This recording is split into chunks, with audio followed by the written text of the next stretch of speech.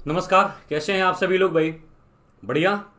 I hope कि बेहतर होंगे, मस्त होंगे, स्वस्थ होंगे।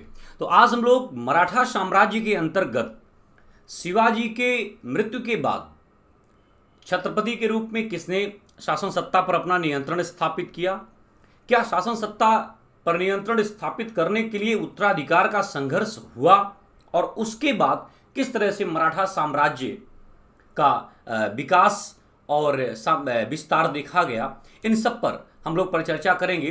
बट आज की क्लास जो हमारी होगी, शिवाजी के उत्तराधिकारी कौन होंगे और किन पुत्रों, जो इनके पुत्र हैं उनमें से कौन सा पुत्र उत्तराधिकार के इस युद्ध में जो है छत्रपति बनेगा। कई सारी महत्वपूर्ण बातें हैं और इसी क्रम में हम आगे चल करके पेशवाओं के इतिहास को भी देखेंगे। तो अभी तक जो भी क्लासेस हुई हैं आप लोग उसको रिवाइज करते रहिए, और इसके बाद की क्लासेस जो है जैसे ही इन सभी टॉपिक को हम लोग कंप्लीट करेंगे और उसके बाद की जो टॉपिक आएंगी वो थोड़ा सा रिदम में रहेगा, क्योंकि उसका क्रम एक सही तरीके से चलता है। बट यहाँ पर अभी क्षेत्रीय शक्तियों की हम बात कर रहे हैं तो थोड़ी सी कठिनाई आपको आएगी, लेकिन इसीलिए क्लास को थोड़ा सा कम टाइम को लेकर के पढ़ाया जा रहा है, जिससे कम टॉपिक, कम महत्वपूर्ण बिंदु रहेंगे। महत्वपूर्ण बिंदु का मतलब कि महत्वपूर्ण बिंदु रहेंगे लेकिन कम रहेंगे, जिससे आपको याद करने में ज़्यादा आसानी हो। तो चलिए शिवाजी के उत्तराधिकारी, और यहां से जो है फिर आगे की बात करते हैं। आप सभी को पता है कि 1680 ईस्वी में शिवाजी की मृत्यु हो गई। शिवाजी की मृत्यु के बाद उनके पुत्रों में उत्तराधिकार को लेकर के संघर्ष हुआ, और पुत्रों में कुछ इस तरह से कि शिवाजी की एक से अधिक पत्नियां थीं। तो जाहिर सी बात है कि पुत्र भी संभावना बन सकती है एक से अधिक हो, और सबसे बड़ी बात है कि हर पत्नी के पुत्र हैं। ऐसे में सबकी इच्छा और महत्वाकांक्षा ये होगी कि उसका बेटा जो है छत्रपति बने। इसी क्रम में आप देखेंगे शिवाजी की दो पत्नी और उनके दो पुत्र, यानी कि अलग पत्नी से अलग पुत्र के बीच में जो है शासन सत्ता को लेकर के आपसी मनमुटाव प्रारंभ हुआ। कहते हैं कि शिवाजी के मृत्यु के बाद राजा राम, ठीक है, राजा राम शासक बनता है, यानी कि छत्रपति बनता है।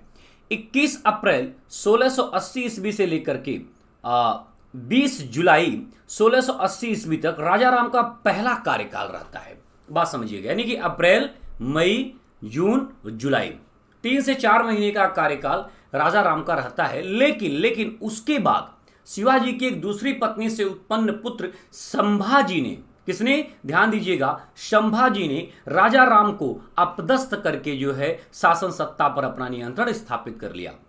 तो इस तरीके से 20 जुलाई 1680 ईस्वी से लेकर के 1689 ईस्वी तक छत्रपति के रूप में संभाजी जो है आसीन रहे।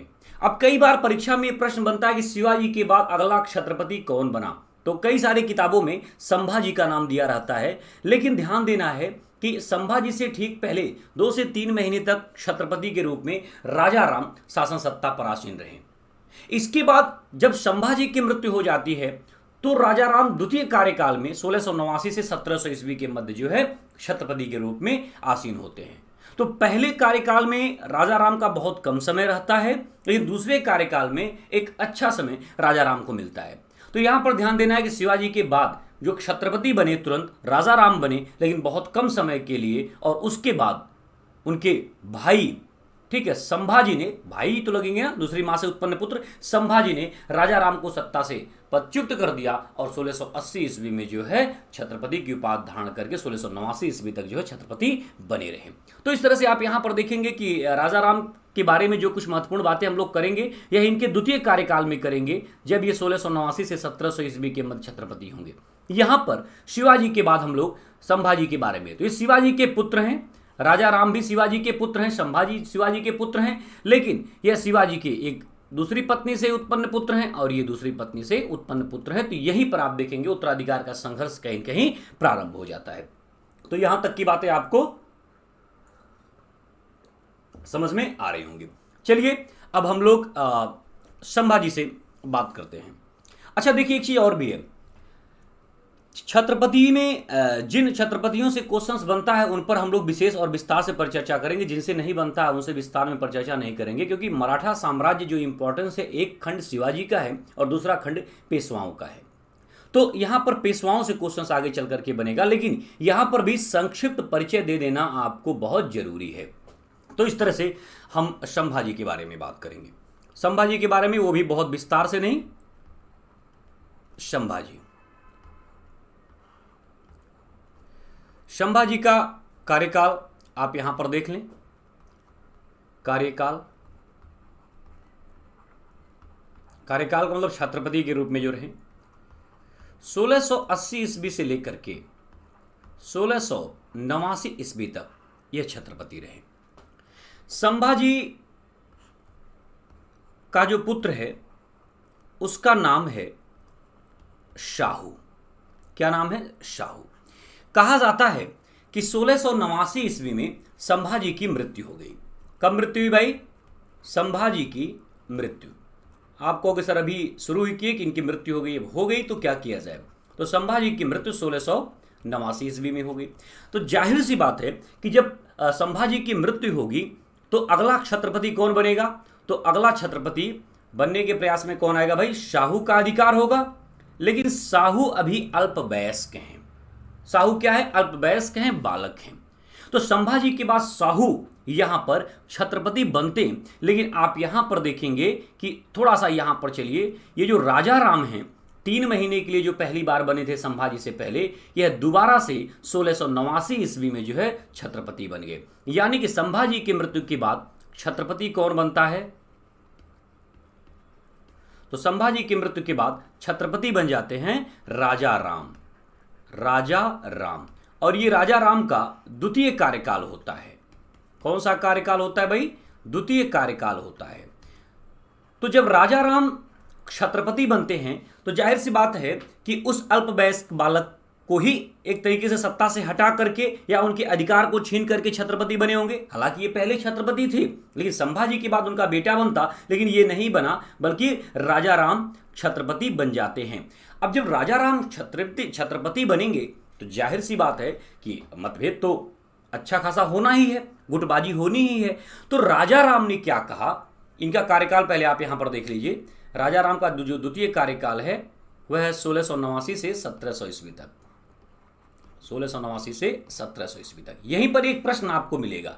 तो जब राजा राम छत्रपति बने तो इन्होंने कहा कि हम शाहू को इग्नोर नहीं कर रहे हैं, शाहू हमारा भी बेटा है, हम शाहू को इग्नोर नहीं कर रहे हैं, बल्कि शाहू के प्रतिनिधि के रूप में हम कार्य कर रहे हैं।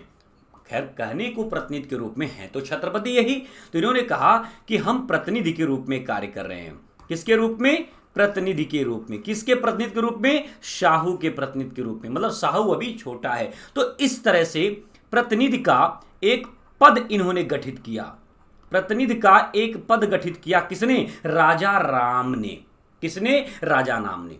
तो जो ये प्रतिनिधि होगा, यानी कि राजा राम अगर अपने आप को ये बोल रहे हैं कि मैं शाहू का प्रतिनिधि हूं, इसका मतलब कि इन्होंने शाहू को छत्रपति के रूप में अभिहित किया और शाहू के बाद इनका पोजीशन फिर आ गया प्रतिनिधि के रूप में। तो इस तरह से आप देखिएगा कि एक सबसे महत्वपूर्ण बात मैं आपको बताना चाह रहा हूं कि पहले छत्रपति के बाद कौन होता था? तो छत्रपति के बाद अष्टप्रधान होते थे, जिसमें 8 प्रधानमंत्री होते थे, जिनमें प्रमुख पेशवा होता था। तो छत्रपति के बाद अष्टप्रधान, और अष्टप्रधान में सबसे ऊपर कौन है? पेशवा। तो यानी कि छत्रपति और पेशवा, छत्रपति के बाद कौन होता था? पेशवा। लेकिन अब जो प्रतिनिधि आ गया वह प्रतिनिधि किसके बीच में होगा? छत्रपति और पेशवा के बीच में होगा। यानी कि पेशवा से ऊपर का कार्य रहेगा प्रतिनिधि का। तो इस तरह से आप देखेंगे कि जो अष्टप्रधान है, अष्टप्रधानों की संख्या बढ़कर के 9 हो गई। तो यहां पर आप देखिएगा कि अब शिखर पर कौन होगा? छत्रपति। और छत्रपति के बाद कौन था भाई? अष्टप्रधान थे। और इन अष्टप्रधान में शिखर पर कौन था सबसे? पेशवा। लेकिन अब राजा राम जब आ जाएंगे तो यहां पर एक पद बनाना पड़ेगा, तो एक प्रतिनिधि पद बना। अब यानी छत्रपति के बाद जो प्रधान होंगे वो अष्ट तो होंगे ही, प्लस एक, टोटल 9 प्रधान। यही प्रश्न जो है स्टेट पीसीएस और यूपीएससी ने पूछा था कि राजा राम जब द्वितीय कार्यकाल में आते हैं तो उन्होंने किस पद का गठन किया था? तो प्रतिनिधि के पद का गठन किया था। और इस तरह से मंत्रियों की संख्या टोटल 9 हो गई थी।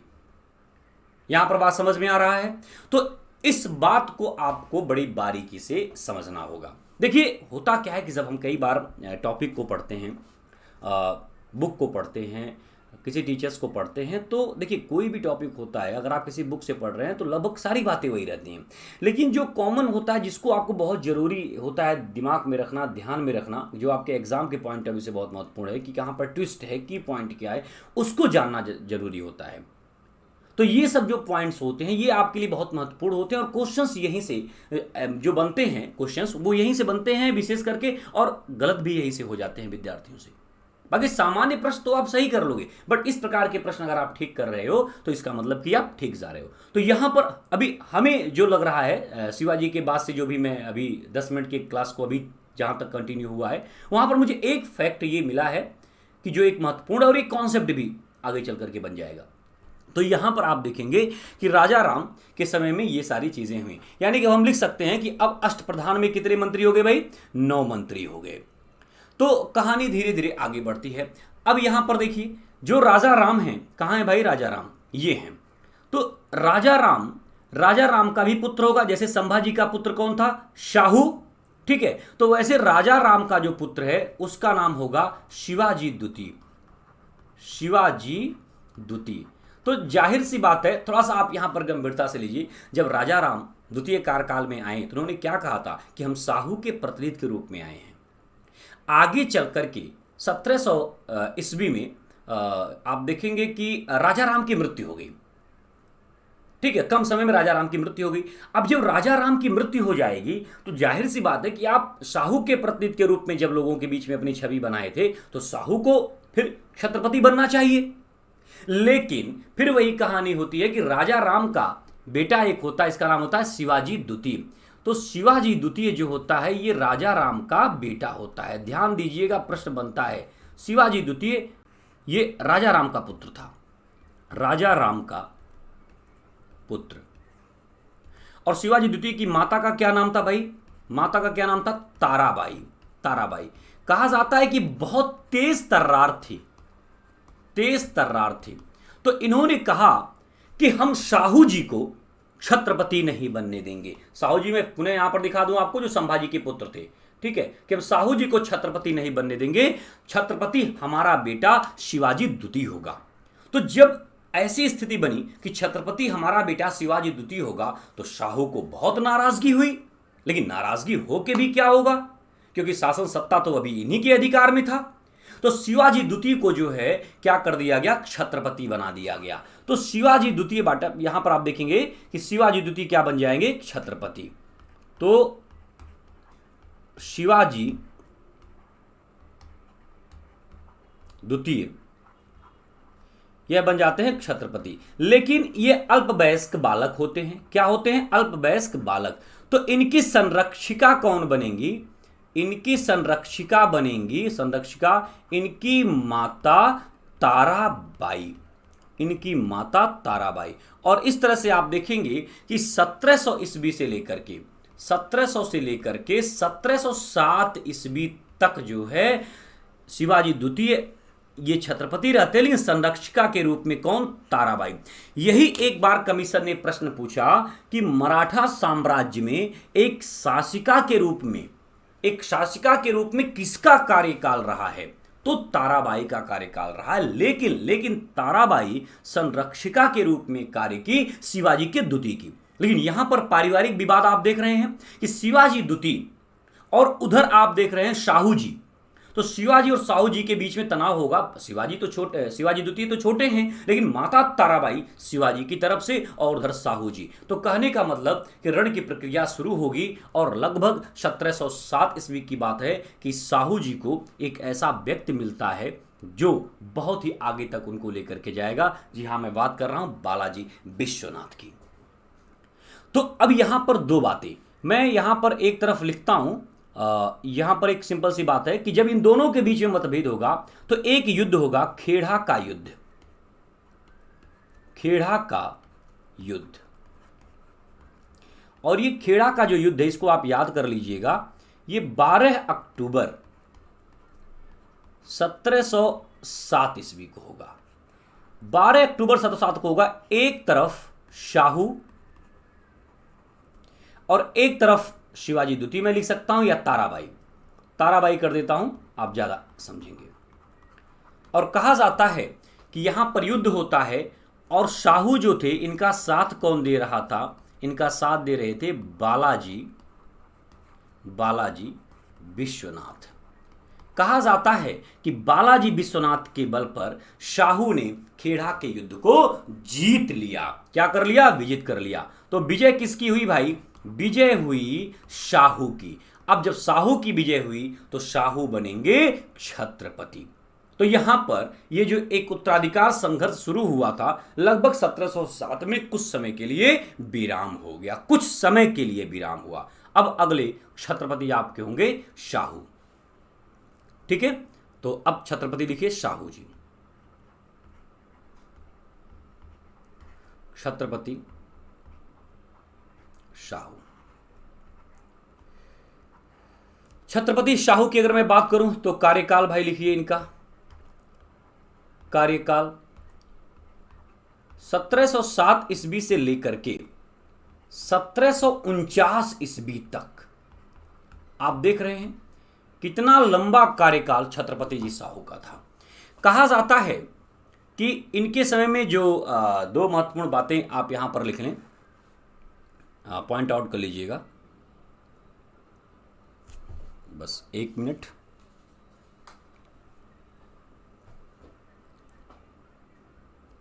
ठीक,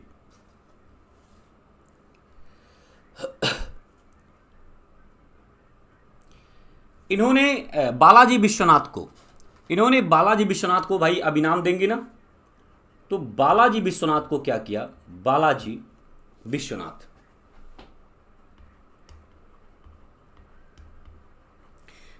विश्वनाथ के बल पर यह युद्ध को जीते थे। तो इन्होंने क्या किया?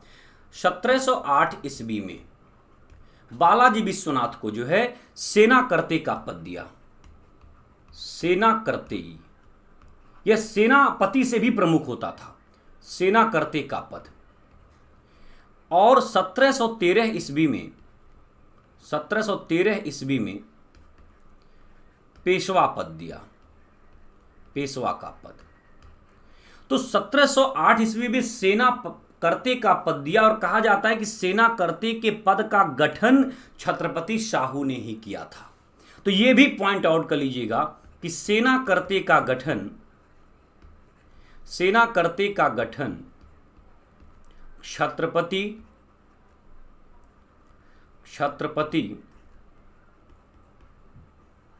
शाहू ने किया। और किसको बनाया पहला सेना करते?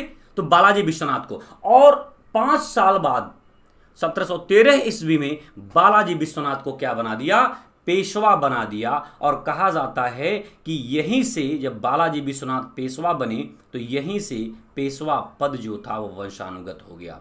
पेशवा पद वंशानुगत हो गया, वंशानुगत बनता है, वंशानुगत हो गया। अब जो है 1749 ईस्वी तक छत्रपति शाहू जी रहेंगे और इसके बाद फिर आगे चल कर के एक और छत्रपति होंगे और उनके बारे में हम लोग विस्तार से बात करेंगे। लेकिन उनके समय तक आते आते जो है, उनके समय तक ही क्या, शाहू के ही समय के लास्ट तक आप देखेंगे कि फिर पेशवाओं का अपना एक महत्वपूर्ण कार्य होता है। अब मराठा साम्राज्य में 2 पार्ट आप देखने को मिलेगा, 2 लोग शासन करेंगे, एक छत्रपति शासन करेगा, एक पेशवा। पेशवा छत्रपति के अधीन ही रह के शासन करेगा, लेकिन छत्रपति नाम मात्र का रहेगा, पेशवा सर्वे सर्वा रहेगा। तो यहां पर ध्यान देना है कि अब जो कहानी है 1713 से, यानी 1713 में पेशवा बालाजी विश्वनाथ पेशवा बनते हैं और यह 7वें पेशवा थे। ध्यान रखना, ये पेशवा के क्रम में 7वें पेशवा थे। ध्यान रखना, पेशवा क्रम में 7वां नंबर था इनका, 7वें पेशवा थे। और यहीं से 7वें पेशवा से वंशानुगत हो जाता है। और अब इसके बाद जो है पेशवाओं की भूमिका जबरदस्त बढ़ जाएगी। तो चलिए हम लोग अब जो है बालाजी विश्वनाथ, ठीक है, बालाजी विश्वनाथ से अपने पॉइंट आउट को मजबूत करें।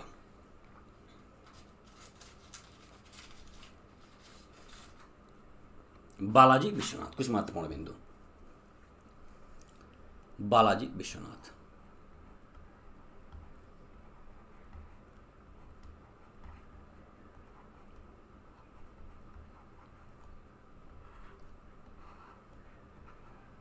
बालाजी विश्वनाथ। बालाजी विश्वनाथ का कार्यकाल देखिए पहले। कार्यकाल 1713 से लेकर के 1720 तक, 1713 से 1720 तक, ठीक है। और यह पेशवा के रूप में, पेशवा के रूप में, पेशवा के रूप में, तो पेशवा के रूप में इनका कार्यकाल 1713 से लेकर के 1720 ईस्वी तक रहेगा। कहा जाता है कि बालाजी विश्वनाथ जब पेशवा बने, बात को बड़ी बारीकी समझना, एक ही महत्वपूर्ण पॉइंट इनके बारे में बताऊंगा और परीक्षा के पॉइंट ऑफ व्यू से बहुत ही महत्वपूर्ण है, उसको आपको विशेष रूप से ध्यान देना है। बालाजी विश्वनाथ जब बने पेशवा, तो उस समय की स्थिति को देखिए, दो महत्वपूर्ण बातें। नंबर एक, मुगल बादशाह कौन था?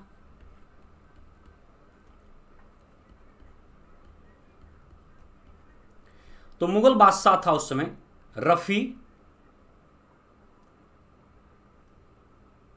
क्षमा चाहूंगा, फर्रुखशियर। लेकिन बालाजी विश्वनाथ जब बनते हैं, एक बात ध्यान दीजिएगा, बालाजी विश्वनाथ जब बनते हैं तो यह जो है जो पेशवा हैं अपने शाहू जी, ठीक है, तो पेशवाओं की तरफ से मुगलों के साथ अपने कार्यकाल के लगभग 1719 ईस्वी की बात है।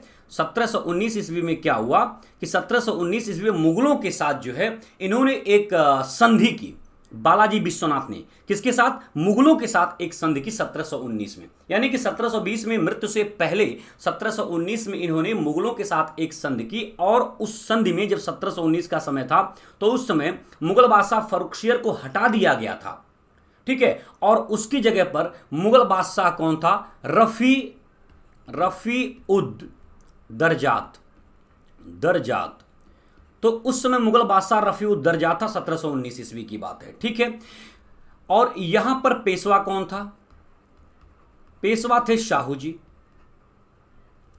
तो अब यहां पर कहानी इस चीज को देखिएगा, कहा जाता है कि मराठा और मुगलों के बीच में संधि होगा। संधि कौन सी होगी, जरा इस चीज को देखिएगा। इस संधि को कहा जाता है मुगल मराठा संधि, और भी कई नाम इसको दिए जाते हैं। मैं पहले यहां पर लिख देता हूं, मुगल मराठा संधि। और इस मुगल मराठा संधि में मुगल की तरफ से कौन था, यानी कि बादशाह की तरफ से कौन था? तो बादशाह की तरफ से आप लिखिएगा सैयद हुसैन अली। सैयद हुसैन अली। तो सैयद हुसैन अली ये बादशाह की तरफ से थे, और पेशवा की तरफ से कौन था भाई? बालाजी विश्वनाथ। बालाजी विश्वनाथ। अब इनके बीच में संधि होगा 1719 ईस्वी में, इसीलिए इसे मुगल मराठा संधि कहा जाता है, इसीलिए इसे बालाजी विश्वनाथ और सैयद हुसैन अली संधि कहा जाता है। इसी को दिल्ली की संधि भी कहा जाता है, दिल्ली की संधि भी कहा जाता है। इस पॉइंट को ध्यान रखना। और कहा जाता है कि इस संधि में जो हुआ 1719 में इस संधि में जो भी महत्वपूर्ण शर्तें थी, मैं बस सीधे पॉइंट आउट कर रहा हूं, उन महत्वपूर्ण शर्तों को मुगलों को मान लेना पड़ा। यानी कि अब मराठे जो भी शर्त रखे थे उनको मुगलों को मान लेना पड़ा। इसके बदले में सैनिक समझौता भी था, और मुसीबत के समय में एक दूसरे की सहायता करने की बात भी कही गई थी। बहुत सारे धनराशि भी मुगलों से मराठों को प्राप्त हुए। तो ये जो संधि हुआ, इसी संधि को एक नाम मैं लिख रहा हूं, रिचर्ड टेम्पल का। रिचर्ड टेम्पल ने इस संधि को क्या कहा? इस संधि को मराठों की मैग्ना कार्टा कहा। तो इस पॉइंट को याद लीजिएगा कि मराठों के लिए मैग्ना कार्टा था, मराठों के लिए मैग्ना कार्टा था।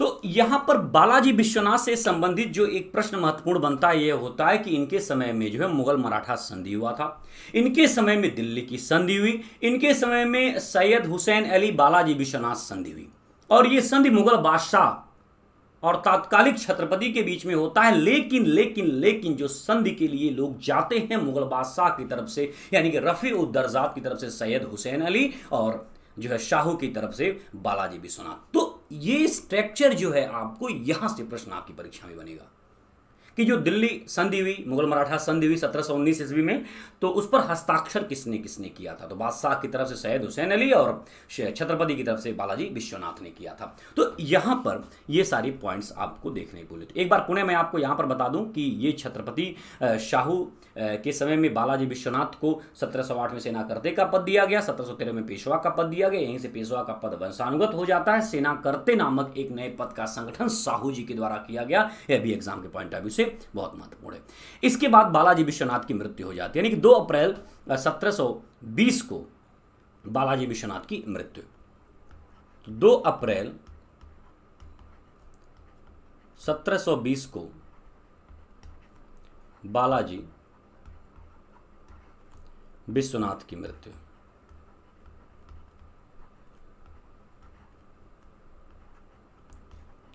और बालाजी विश्वनाथ की मृत्यु के बाद उसका पुत्र पेशवा बनेगा, पुत्र पेशवा होगा। अब आप लोग समझ गए होंगे कि कौन पेशवा होने जा रहा है। उसका पुत्र पेशवा होगा जिसका नाम बाजीराव प्रथम होगा, बाजीराव प्रथम। पेशवाओं में सबसे शक्तिमान, सबसे शक्तिशाली, सबसे बहादुर बाजीराव प्रथम, जिसका कार्यकाल आप यहां पर देखेंगे, जिसका कार्यकाल 1720 ईस्वी से लेकर के 1720 ईस्वी से लेकर के 1740 ईस्वी तक, तकरीबन 20 वर्षों का पेशवा के रूप में होगा। और इसके समय में जो है चारों तरफ मराठा ही मराठा, मराठा साम्राज्य। बाजीराव प्रथम जो पेशवा बनता है, अपने इस कार्यकाल के दौरान कई महत्वपूर्ण युद्ध लड़े। उन्होंने मुगलों को भी नतमस्तक किया, निजामों को नतमस्तक किया, मैसूर को कर के लिए बाध्य किया, और कई ऐसे लोग थे जिनको रण में पराजित किया, और एक ऐसी नर्तकी से मोहब्बत किया जिसके लिए इसकी भी प्रेम कहानी अमर हो गई। जी हाँ, मैं बात कर रहा हूँ मस्तानी की। खैर, हम आज की क्लास को थोड़ा सा शॉर्ट क्लास जरूर है, लेकिन हम यहीं पर रोकना चाहेंगे। 3-4 से कॉन्सेप्ट है, क्योंकि बाजीराव एक महत्वपूर्ण क्लास के रूप में आपके बीच में मैं लेकर के आना चाह रहा हूँ, जो एक लंबी क्लास होगी, कई सारी लड़ाइयाँ लड़ी जाएंगी। तो बाजीराव प्रथम के बारे में जो है हम लोग कल परिचर्चा करेंगे, और इस सप्ताह में हम लोग मराठा साम्राज्य को कंप्लीट कर लेंगे। क्वेश्चंस जो टेस्ट दिया जा रहा है वो भी आप लोग अच्छे से कंप्लीट करते रहिए, बेहतर करते रहिए, और उसके बाद फिर नेक्स्ट हम लोग अंग्रेजों के इतिहास को विस्तार से परिचर्चा करेंगे। तो आज की जो महत्वपूर्ण बिंदु रही, जो आज की क्लास रही, उसको आपने देखा यहाँ तक। ये सारे पॉइंट्स आपको ध्यान से रखने हैं। इधर भी आपने सब सेना करते का पद, मैं बार बार कह रहा हूँ। इसके बाद पेशवा पद वंशानुगत, ये भी आप ध्यान देखेंगे। और एक और महत्वपूर्ण क्वेश्चन था, हाँ, प्रतिनिधि के रूप में, ये भी आपको विशेष रूप से ध्यान देना होगा। और यहाँ पर आपने इस चीज़ को समझा। तो अपने सभी विद्यार्थियों को बहुत बहुत धन्यवाद। और लगातार उनकी क्लासेस चल रही हैं, देख रहे हैं आप। और अभी तक आपके जो भी दोस्त एप्लीकेशन को डाउनलोड नहीं कर पाए हैं, तो प्लीज़ उनको बोलिए कि एप्लीकेशन को डाउनलोड करें और चैनल को सब्सक्राइब करें। बहुत बहुत धन्यवाद आप सभी को। Once again thank you very much my dear students, thank you very much.